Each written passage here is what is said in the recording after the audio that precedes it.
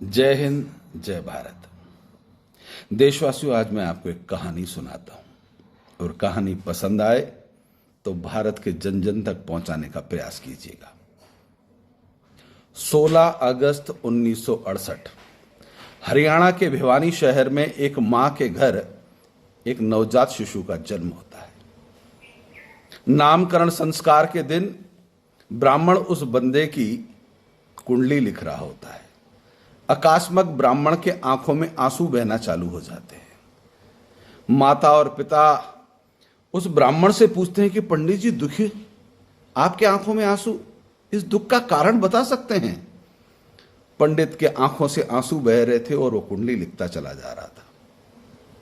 कुंडली लिखते समय उस ब्राह्मण ने अंतिम जब ओम हरि लिखा, उसके बाद दोनों हाथों से उस मां बाप की तरफ देखा और बताया कि माताजी, आपके घर में कलयुगी कालनेमी का जन्म हुआ है।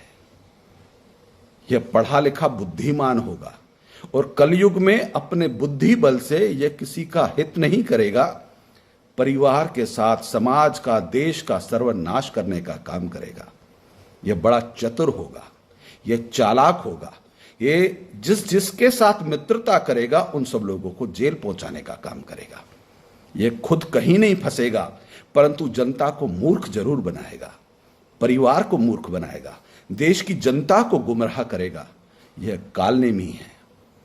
जिस प्रकार से सतयुग में कालनेमी ने हनुमान जी को छलने का काम किया था, कलयुगी कालनेमी पूरी दुनिया को छलने का काम करेगा।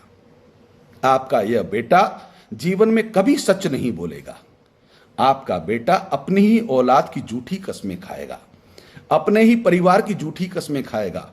हर वह झूठ बोलेगा जो शर्मिंदगी भरा हो, चुल्लू भर पानी में डूब मरने वाला हो, परंतु इसे शर्म बिल्कुल नहीं आएगी। यह किसी न किसी राज्य का मुखिया जरूर बनेगा।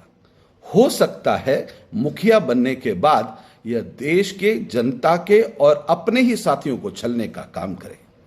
यह जिस राजनीतिक दल का मुखिया बनेगा, उसके पोस्टर पर हर 2-3 साल में चेहरे बदल जाएंगे, क्योंकि यह जिसे ईमानदारी का सर्टिफिकेट देगा वह भी झूठा होगा।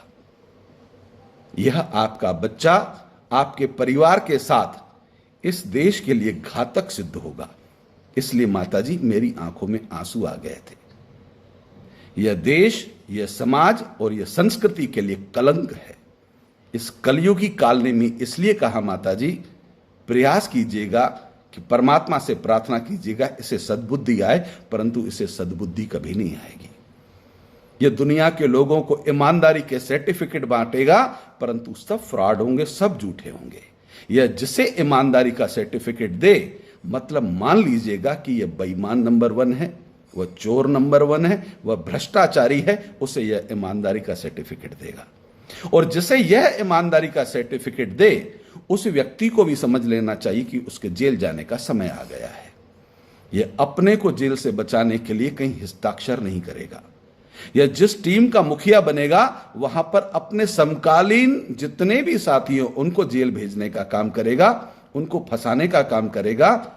एक समय ऐसा आएगा कि भारत में सुशासन चलाने वाला एक ऋषि पुत्र, एक सात्विक संत भारत का सर्वोच्च पद पर बैठेगा, और जब वह न्याय उचित कार्रवाई प्रारंभ करेगा, तब यह आपका बेटा नीचता की हर पराकाष्ठा क्रॉस करेगा, गाली देगा, गलोच देगा, और गाली गलोच के चक्कर में यह अपनी हर सीमाएं लांघ जाएगा।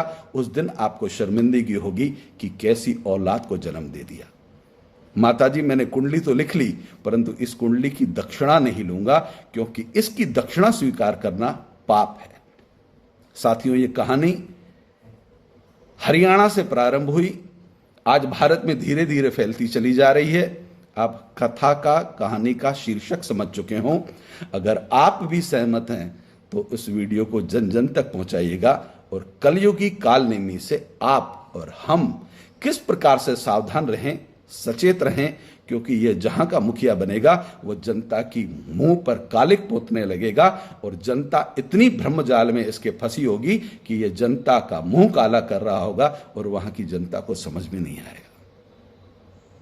कहानी का शीर्षक पसंद आया हो, कहानी को आप कई बार सुनिएगा और अपने साथी मित्रों तक पहुंचाने का प्रयास कीजिएगा। जय हिंद, जय भारत।